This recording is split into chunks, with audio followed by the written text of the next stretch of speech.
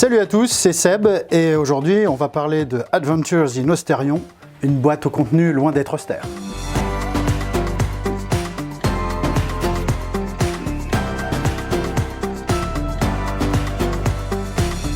Adventures in Austerion se veut à la croisée entre le jeu de plateau et le jeu de rôle. Alors j'ai un peu triché aujourd'hui, j'ai déjà ouvert la boîte pour vous montrer un petit peu tout le contenu que je vais déballer devant vous. Donc on est sur du jeu de rôle. Hop, ça va. Et donc on a forcément des fiches de personnages que je vais présenter ici. 5 personnages, 5 beaux personnages. Voilà.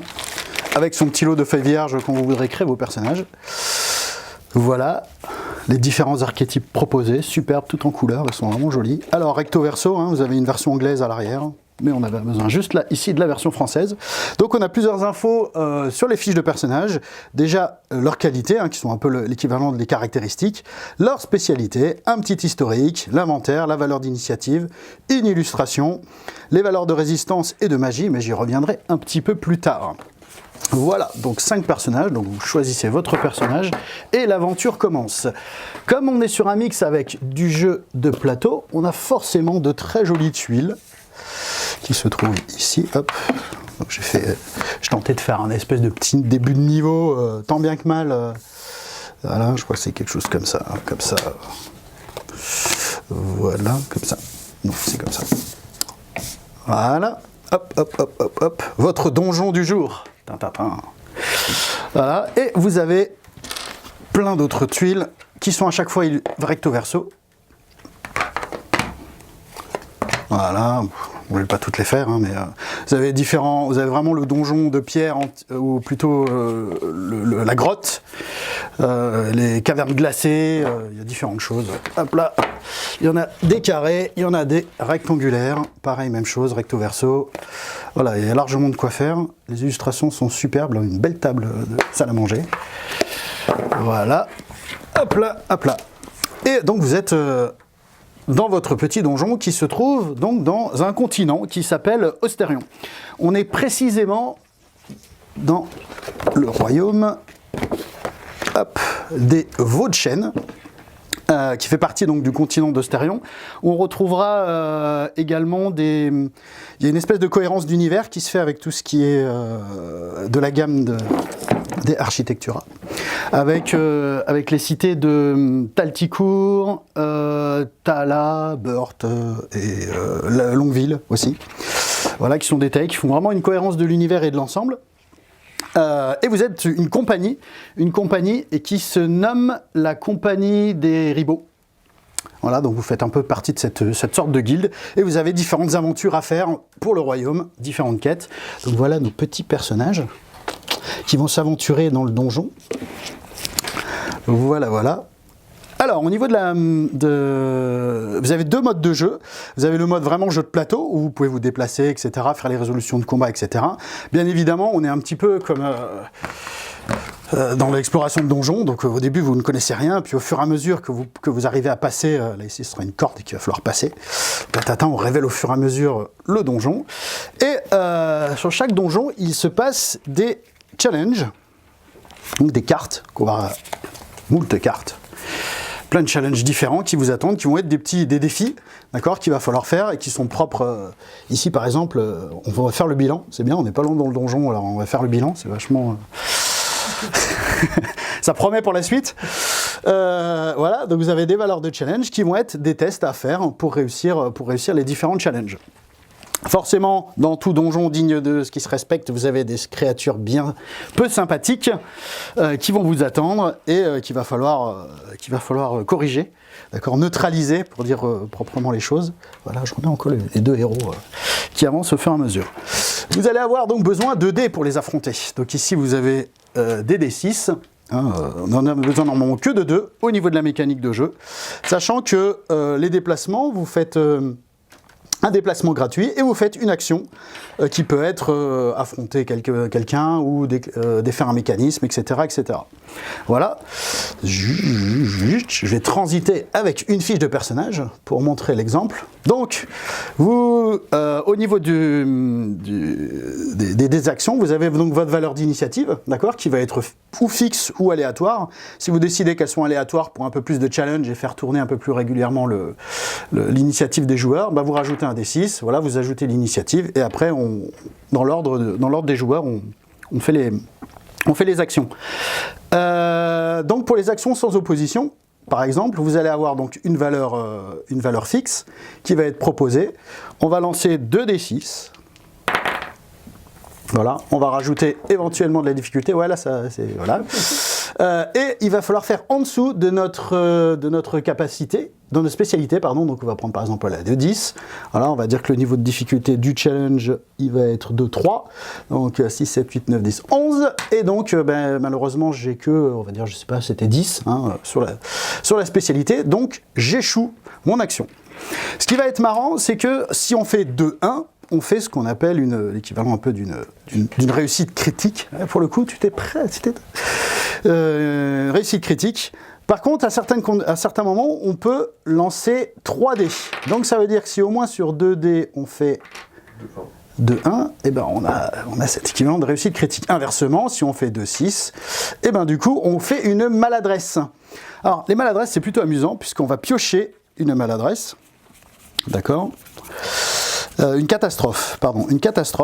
Je remets les cartes de catastrophe qui se trouvent ici et qui sont des événements pas très sympathiques qui vont se dérouler. Mais avant que les catastrophes arrivent, on va cumuler les maladresses. Et le petit système de jeu est plutôt marrant, puisque dès que je fais une maladresse, on va avoir entre les joueurs un empilement à faire qui va pouvoir monter de plus en plus haut. Alors, on va voir à quel point je suis absolument agile de mes 10 doigts, voilà. Et donc quand cette situation se produit, et du coup une maladresse est tirée et va se déclencher. Une catastrophe, pardon. Donc on lit le petit pitch d'introduction et hop, et donc il y a un challenge à faire qui va dire, oh tout d'un coup il y a, qu'est-ce que c'est ici ? Une fumée nauséabonde qui monte d'une colonne de ventilation et oh zut, c'était imprévu. Et donc il va falloir gérer cette situation. Donc ça c'est plutôt marrant, sachant que c'est tout le monde qui va faire l'empilement. C'est-à-dire à chaque fois qu'il y en a qui fait une maladresse, on empile. Une fois que ça tombe, c'est pour tout le monde. Donc ouais, comme j'ai expliqué, plusieurs catastrophes assez sympas. Il y a notamment un dragon, ça m'a assez fait rire ça. Un dragon, voilà, qui si vous lui donnez pas, il faut lui donner un objet, sinon il vous rouste. Et si jamais vous échouez, en fait vous vous retrouvez à l'extérieur du donjon et en sale état. Voilà, vous avez une bébête qui va vous lécher la tronche pendant toute l'aventure, si vous n'arrivez pas à vous en débarrasser. Voilà, le lèche-moi. Voilà. Donc, différentes petites choses. Au niveau de l'exploration de donjon, on va avoir des objets. Hop là, forcément, des objets qu'on va pouvoir utiliser, des anneaux, des boucliers, des équipements, etc. Hop, je vais peut-être enlever ceci pour qu'on voit un peu mieux. Voilà, plein de petites choses avec un petit descriptif qui est écrit en dessous. Et qu'on va voir nous personnellement pour se référer rapidement au niveau de l'inventaire de personnages pour dire « Ah, ça fait quoi de nouveau cet objet ? Ah oui, c'est vrai, j'avais oublié de m'en servir. » Voilà.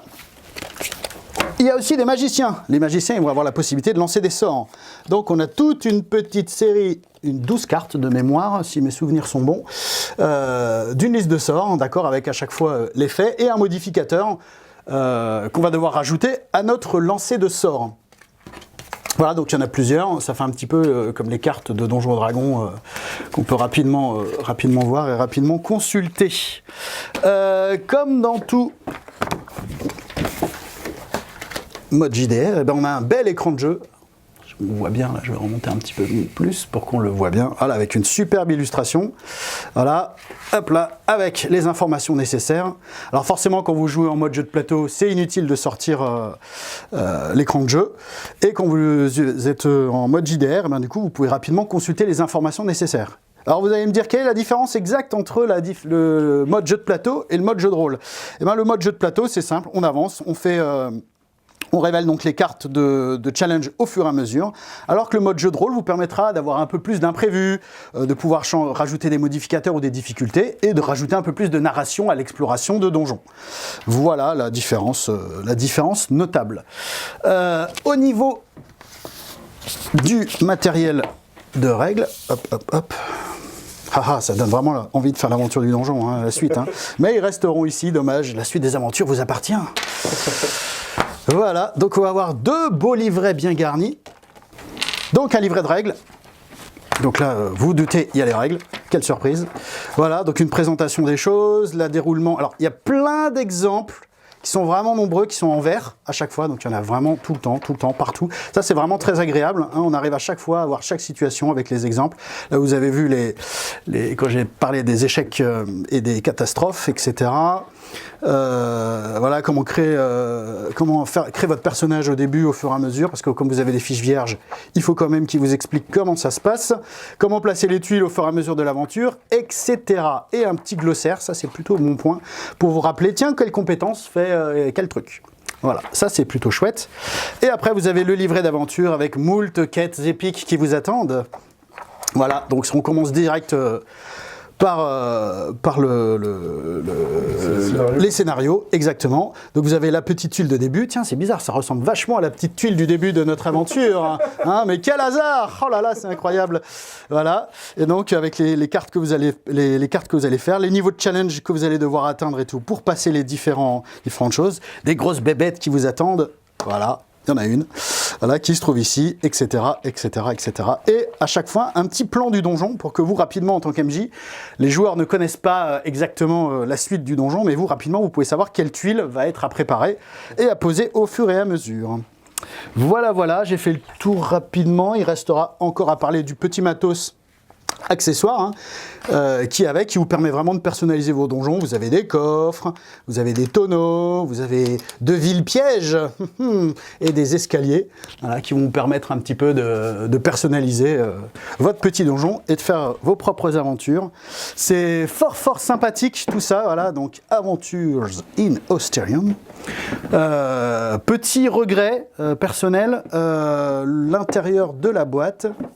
Comme vous avez vu, il y a énormément de matériel. Est-ce que je vais y arriver? Quel suspense!